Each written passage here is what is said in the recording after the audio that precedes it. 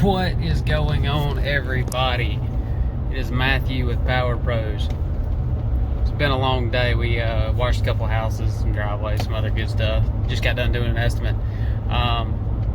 So you probably clicked on this because it's titled, "So you want to be a pressure washer?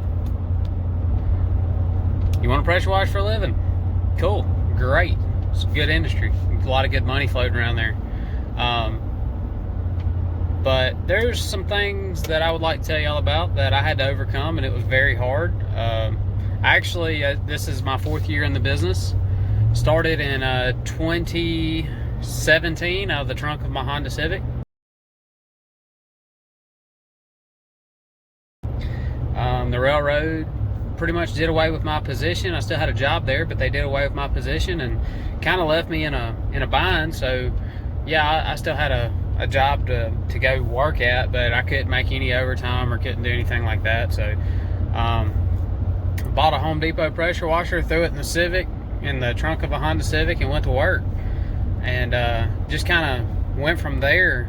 And but really the main thing in this business is knowledge. If you know what something is, then you know how to properly clean it. I remember the first time I saw oxidation on a house, I thought I did that, and I was scared to death.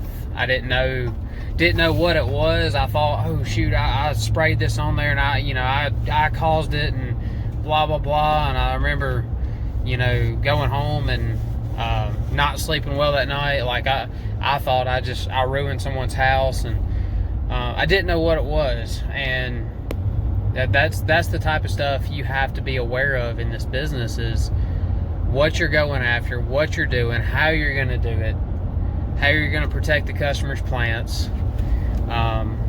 So that's probably the first thing I would tell you.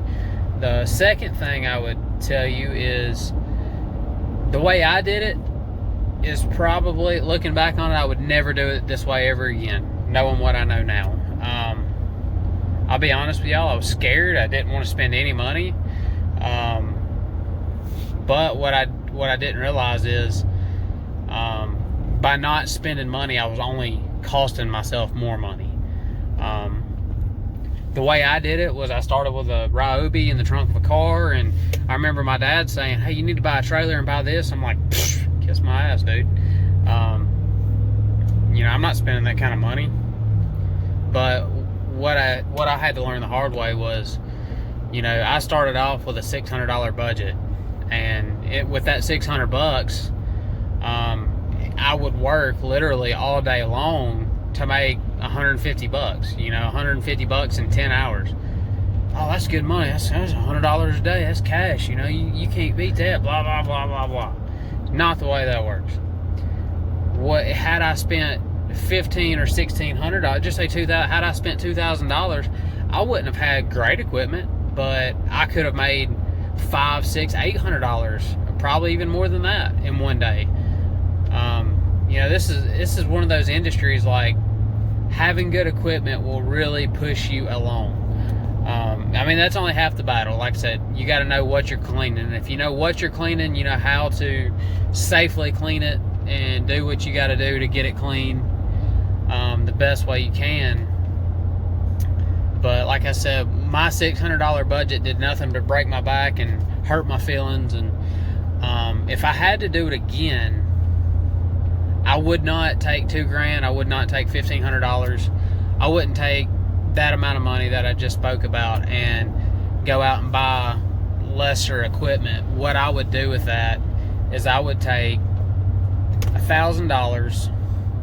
Most Google ad people that I've worked with or talked to, they charge $500 to maintain your Google account, and then you pay per click with Google. So what I would do with that is I would take $1,000, pay somebody $500 to manage it, and then I'd put $500 into Google ads.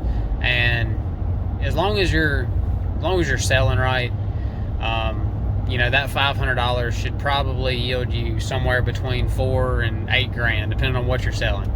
Me personally, I like roofs. Roofs are my thing. But I would take $1,000, put it in some kind of good marketing, Google Ads, Facebook. I would put $1,000 into marketing.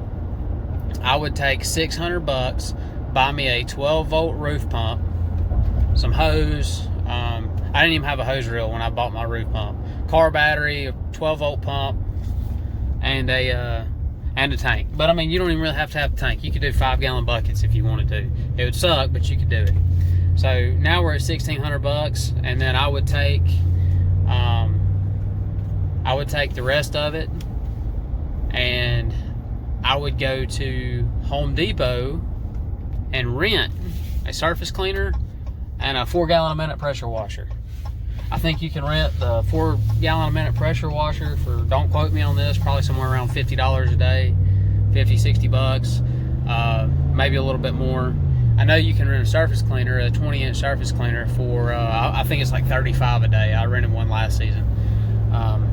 But anyway, so that's what I would do. I would take all that, the first $1,000, and put it towards marketing. And with those jobs, I would line them up Monday, Tuesday, Wednesday, Thursday, if I had to. And I would try to stack them as close together as possible. And with that roof pump we just built, and with that Home Depot equipment you're renting, I'd go knock those out. Boom. So now you've got $4,000. I would say you should at least have $4,000 if you put that kind of money in marketing right there. Minimum $4,000. Sometimes maybe more.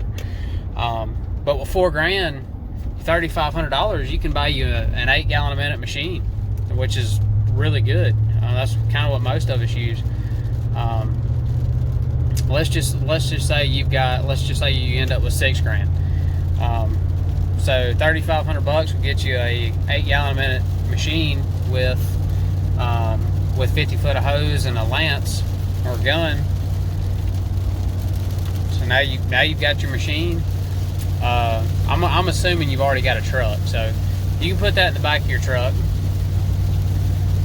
Go to work if you need to. You really need a buffer tank, which I use an IBC tote. Mine is actually behind me. I'm actually hauling right now. But yeah, so $3,500 gets you an 8-gallon-a-minute machine. Get you an IBC tote off Facebook Marketplace for $50. Now you got a buffer tank. Now you got a machine. And then if you need it, if you want to put it on a trailer like I've got, spend you $1,500 at Tractor Supply.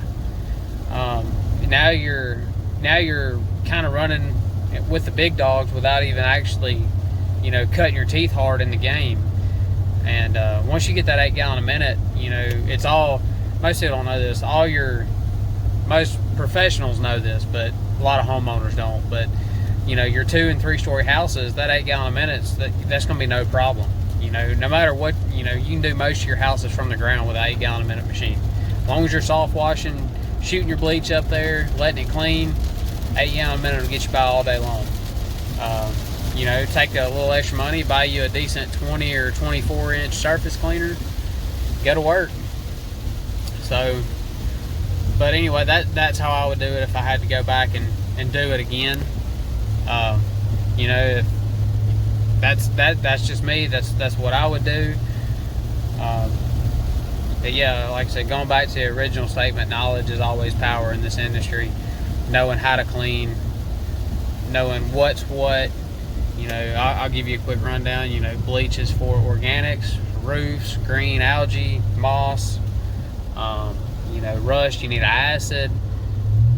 Oil, you need a good degreaser. I like sodium hydroxide. There's great products out there. Really do your research on different types of cleaning and different types of products. But anyway, kind of give you a quick little story on some things that I messed up on, kind of lost some sleep over. Either had to replace or, showed the customer and they were either upset or didn't care, whatever. But like I said, first thing was oxidation. First time I ever saw that, I panicked. I was like, oh man, I screwed up their house. I don't know what I'm going to do, blah, blah, blah. And turns out the customer knew what it was before I got there. Really saved my butt. So always do an oxidation check. A hot mix can cause that, but as long as you're soft washing, you know, with a just downstreaming, most time you're fine. Don't let your bleach and stuff dry on the house. Another thing that I personally messed up with, this wasn't a homeowner's house or nothing. This was a first commercial machine I bought, got from Northern Tool. Don't recommend them, but got it from Northern Tool. Didn't read the instructions, didn't care, pulled it out of the box, went to work, left the shipping plug in the pump. So basically, on top of these commercial grade stuff, there's a little vent plug on top of them, and when they're shipped from the factory, they have a solid plug. So if you try running them without the vent plug in it, the pump can't breathe and it'll blow the seals out. So that was a $1,500 mistake on my part. But yeah, some other things, you know, if you're roof washing, be very cautious of plants. You can kill plants. I always tell my customers, you know, please move your furniture. Most outdoor furniture is fine. It's made out of like a polyester material that won't bleach out. So I had to buy a couch last year. Told the customer that. Told me everything was fine.